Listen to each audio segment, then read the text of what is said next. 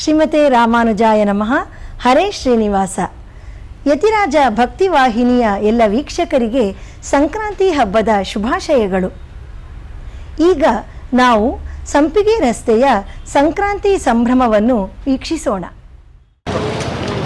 ಶ್ರೀಮತೆ ರಾಮಾನುಜಾಯ ನಮಃ. ಶ್ರೀ ಯದುಗಿರಿ ಯತಿರಾಜ ಮಠ ಇರುವ ಸಂಪಿಗೆ ರಸ್ತೆಯಲ್ಲಿ ಮಕರ ಸಂಕ್ರಾಂತಿ ಪರವಾಗಿ ಇಲ್ಲಿರುವ ಅಂಗಡಿಗಳಲ್ಲಿ ಮಕರ ಸಂಕ್ರಾಂತಿ ಸಂಭ್ರಮ ಹೇಗೆ ನಡೀತಾ ಇದೆ ಅಂತ ನೋಡೋಕ್ಕೆ ನಾವು ಇಲ್ಲಿ ಬಂದಿದ್ದೀವಿ.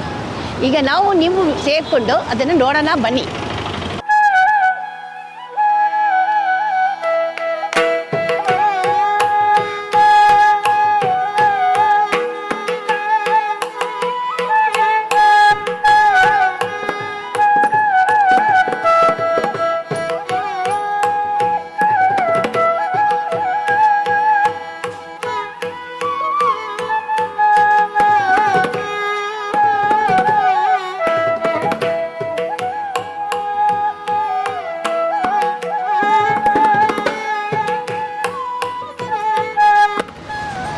ನೀವು ಎಷ್ಟು ವರ್ಷದಿಂದ ಇಲ್ಲಿ ಮಾಡ್ತಾ ಇದ್ದೀರಾ ವ್ಯಾಪಾರ? ಹಳೆ ಇದರಿಂದ ತಾತ ಅಜ್ಜಿ ಕಾಲದಿಂದವರೆಗೂ ಇದೇ ಬಿಸ್ನೆಸ್.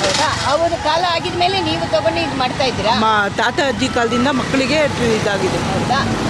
ಸೊ ನಿಮಗೆ ಈ ಸಂಭ್ರಮದಲ್ಲಿ ಏನೇನು ತಗೊಂಡು ಬರಬೇಕು, ಯಾವ ಥರ ಮಾಡಬೇಕು ನಿಮಗೆ ತಿಳುವಳಿಕೆ ಇದೆ? ಅವಾಗ ಹಳೆ ಏನೇನು ಮಾಡ್ತಾ ಇದ್ರು ಅದನ್ನೇ ಕಸ್ಟಮರ್ ತಗೊಂಡು ನಾವು ಸೇಲ್ ಮಾಡಬೇಕು, ಆ ಥರ. ಸೊ ನಿಮಗೆ ರೆಸ್ಪಾನ್ಸಿಗೆ ಹೆಂಗಿದೆ? ಜನ ಬರ್ತಾ ಇದ್ದಾರಾ? ಯಾವತ್ತಿಂದ ಶುರು ಮಾಡಿದ್ದೀರಾ ವ್ಯಾಪಾರನ? ನಿನ್ನೆಯಿಂದ ಸ್ಟಾರ್ಟ್ ಮಾಡಿದ್ದೀರಾ? ಐಟಮ್ ಹಾಕಿ. ಈಗ ಎಷ್ಟು ಜನ ಯಾವಾಗ ಬೆಳಗ್ಗೆ ಬಂದು ತಗೊಳ್ತಾರಾ, ಇಲ್ಲ ಹಬ್ಬಕ್ಕೆ ಹಿಂದಿನ ದಿನಾನೇ ಬಂದು ತಗೊಳ್ತಾರಾ? ನಿನ್ನೆಯಿಂದನೇ ಸ್ಟಾರ್ಟ್ ಮೇಡಮ್. ನಿನ್ನೆಂದೇ ತಗೊಳಕ್ಕೆ ಶುರು ಮಾಡಿದ್ದೀರಾ? ಇವತ್ತಿಂದ ಸ್ಟಾರ್ಟ್. ಸೊ ನಿಮಗೆ ಸಂತೋಷವಾಗಿದೆ?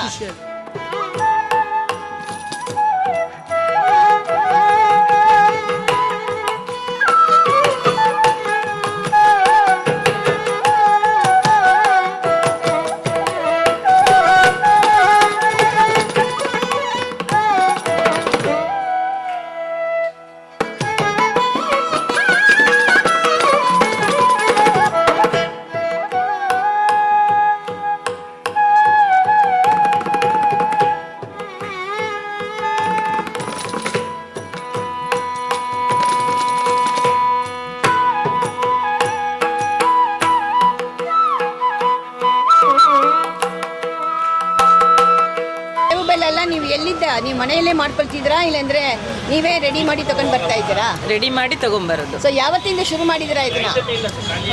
ಒಂದು 10 ಡೇಸ್ ಇಂದ ಮಾಡ್ಬಿಟ್ಟು. ಸೊ ವ್ಯಾಪಾರ ಯಾವತ್ತಿಂದ ಶುರು ಮಾಡಿದ್ರಾ?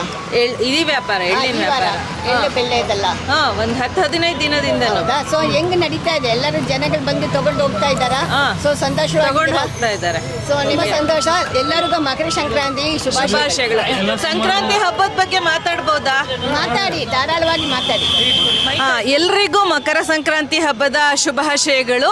ಮಕರ ಸಂಕ್ರಾಂತಿ ಹಬ್ಬ ಅಂತಂದರೆ ಎಳ್ಳು ಬೆಲ್ಲ ಅದನ್ನೇ ಹೆಚ್ಚಾಗಿ ಬಳಸುವಂಥದ್ದು. ಈ ಧನುರ್ಮಾಸ ಟೈಮಲ್ಲಿ ನಮ್ಮ ದೇಹಕ್ಕೆ ಎಣ್ಣೆಯ ಅವಶ್ಯಕತೆ ಬಹಳನೇ ಇರುತ್ತೆ.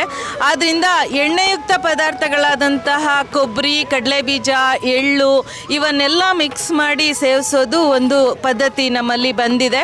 ಮತ್ತು ರೈತರಿಗೆ ಬಹಳ ಅವರು ಬೆಳೆದಂತಹ ಬೆಳೆಯನ್ನು ಪೂಜೆ ಮಾಡಿ ಸಂಭ್ರಮಿಸುವಂತಹ ಸುದಿನ ಮಕರ ಸಂಕ್ರಾಂತಿ ಹಬ್ಬ. ಅವ್ರು ಬೆಳೆದಿರೋ ಬೆಳೆಯನ್ನೆಲ್ಲ ರಾಶಿ ಹಾಕಿ ರಾಶಿ ಪೂಜೆ ಅಂತ ಎಲ್ಲ ಮಾಡ್ತಾರೆ. ಗೋವುಗಳಿಗೆಲ್ಲ ಪೂಜೆ ಮಾಡಿ ಅವಕ್ಕೆಲ್ಲ ಅಲಂಕಾರ ಮಾಡಿ ಬಣ್ಣ ಹಚ್ಚಿ ಅದಕ್ಕೆ ಗೌರವ ಸಮರ್ಪಣೆಯನ್ನು ಮಾಡ್ತಾರೆ. ಮಕರ ಸಂಕ್ರಾಂತಿ ಅಂದರೆ ಮುಖ್ಯವಾಗಿ ಉತ್ತರಾಯಣ ಪುಣ್ಯಕಾಲ ಅಂತ ಕರಿತೀವಿ.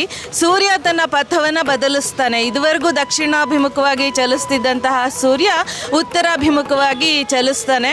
ಈ ಉತ್ತರಾಯಣ ಪುಣ್ಯಕಾಲದಲ್ಲಿ ದೇಹತ್ಯಾಗವನ್ನು ಮಾಡಿದ್ರೆ ಸ್ವರ್ಗ ಪ್ರಾಪ್ತಿಯಾಗುತ್ತೆ ಅನ್ನೋದೊಂದು ನಂಬಿಕೆ ಇದೆ. ಆದ್ದರಿಂದ ಮಹಾಭಾರತದಲ್ಲಿ ಬರುವಂತಹ ಭೀಷ್ಮ ಶರಶಯ್ಯಲ್ಲಿ ಮಲಗಿರ್ತಾನೆ ಬಾಣದ ಹಾಸಿಗೆಯಲ್ಲಿ. ಈ ಸುದಿನಕ್ಕಾಗಿ ಬಹಳ ದಿನ ತನಕ ಕಾಯ್ತಾ ಇರ್ತಾನೆ ಉತ್ತರಾಯಣ ಪುಣ್ಯಕಾಲಕ್ಕೋಸ್ಕರ. ಉತ್ತರಾಯಣ ಪುಣ್ಯಕಾಲವಾದ ಸಂಕ್ರಾಂತಿ ದಿನ ತನ್ನ ದೇಹ ತ್ಯಾಗವನ್ನು ಮಾಡ್ತಾನೆ. Thank you.